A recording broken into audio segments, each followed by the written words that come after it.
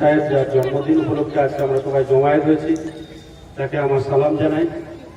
আমার শুধু একটাই বক্তব্য যে অনেক মানুষ আজকে উপস্থিত হয়েছেন, এখানে যা দেখছেন এর কয়েক গুণ বেশি, 10-12 গুণ বেশি লোক শেখপাড়া এবং তার চারপাশে অপেক্ষা করছে গাড়ি নিয়ে, মোটরসাইকেল নিয়ে, বিভিন্ন ধরনের যানবাহনে যাতায়াত করবার জন্য, এই মহামিছিলে অংশ নেওয়ার জন্য।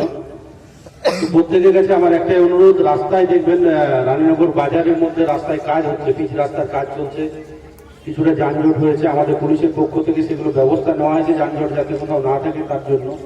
শেখপাড়ার মোড়েও দোকানদার ব্যবসায়ীগণ আছেন, প্রচুর লোকজন আছেন, কিছুটা যানজট থাকতেও পারে।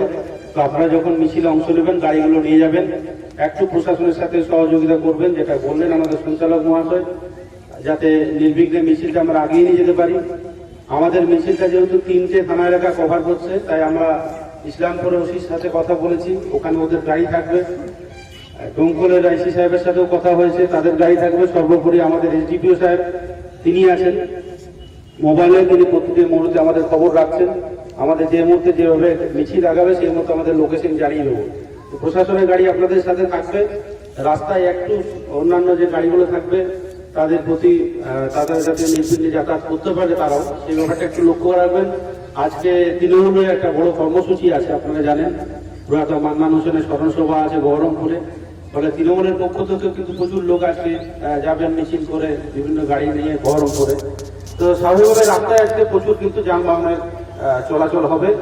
সবাই নির্বিঘ্নে থাকুন, নির্বিঘ্নে যান। যারা মোটরসাইকেলে যাচ্ছেন তারা পারলে হেলমেট পরে যান। আমরা এটাই করবো, বারবার আমরা বলি, প্রচার করি হেলমেটের জন্য।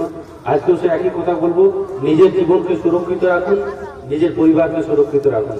প্রত্যেকে সুস্থভাবে ভালোভাবে মিছিল করে আবার এখানে সমবেত হন। আল্লাহ নবী সাহেবের, হযরত মুহাম্মদ নবী সাহেবের প্রতি আমাদের শ্রদ্ধা এবং এ জানিয়ে প্রত্যেককে আবার যারা উপস্থিত হয়েছেন তাদেরকে আমার তরফ থেকে ধন্যবাদ এবং অভিনন্দন জানিয়ে আমি আমার বক্তব্য শেষ করছি। আসসালামু আলাইকুম।